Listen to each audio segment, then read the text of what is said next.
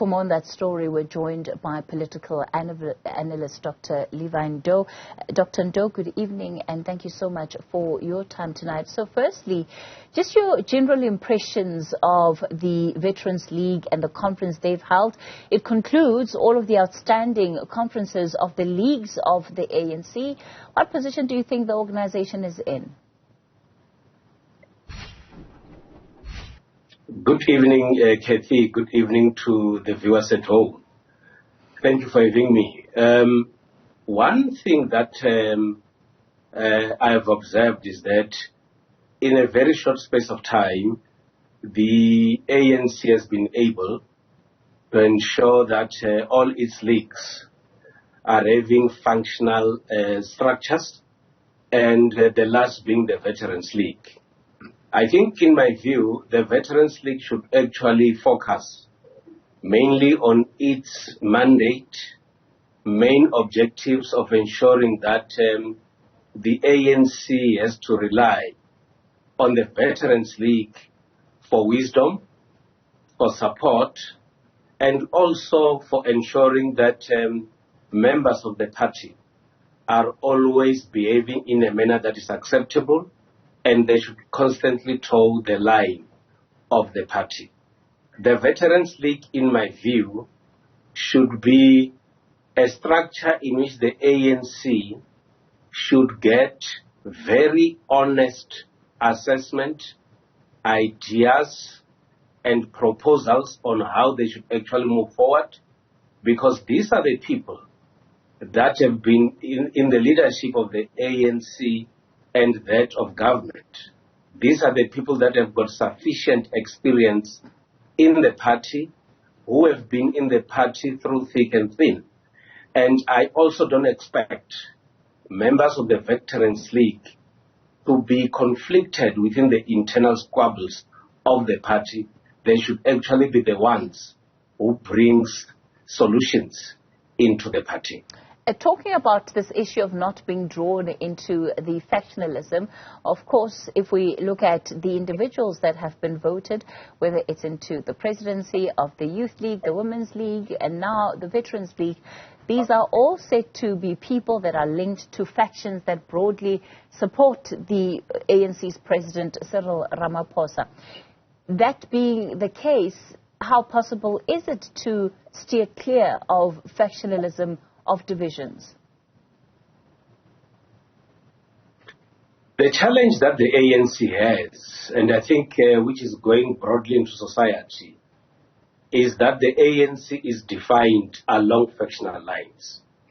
And there is a sense that when you have got structures within the ANC or the leagues, they should actually be seen as being very vocal and very critical of the leadership of the ANC. And I think that is not how why they've actually been created. The leagues are supposed to play an important role and constantly support the leadership that is there. Where necessary, they should provide criticism which is constructive, and they should also be a source of providing solutions to the party. I don't think the ANC members would love to see their leagues and other formations within its ranks being an opposition, because my view is that the ANC should only focus on other opposition parties rather than the opposition from within.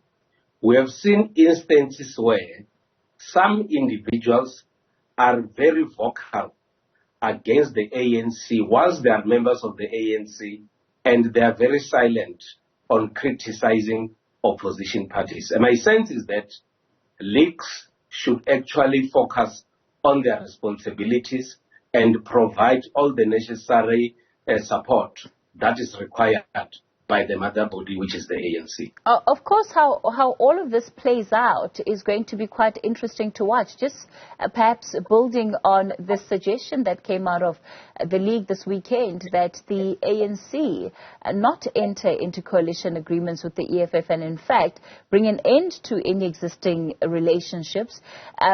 you know, the Premier of Gauteng in today's Sunday Times, I believe it was, responding already to that question, saying, well, they're willing to review the relationship that they have with the EFF in this province.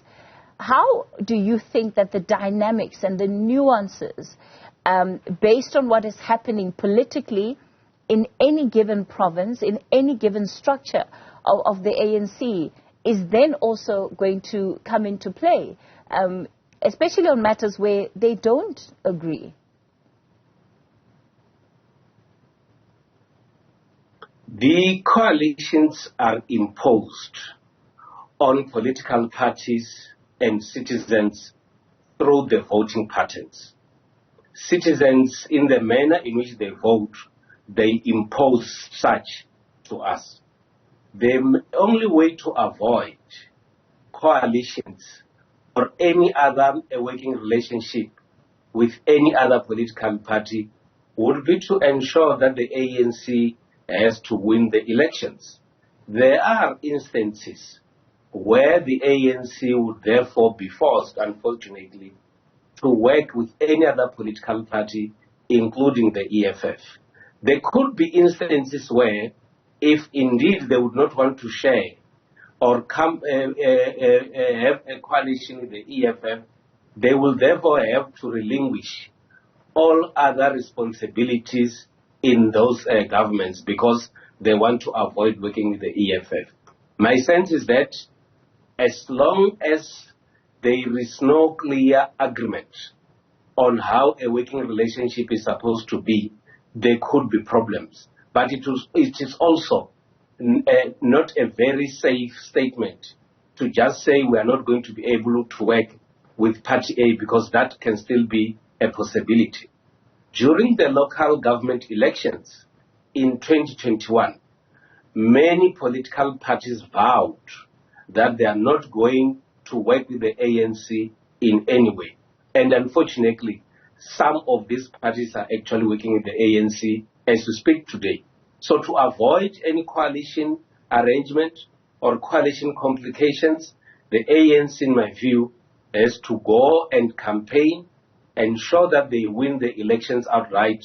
That is how they are actually going to be able to avoid coalition partners. So let's end it off then on this note, Dr. Ndou. What do you think needs to happen in order for the various leagues of the ANC to regain their legitimacy, to regain their credibility, not only within the organization, but I think more broadly in society, that when they speak, they must actually be taken seriously?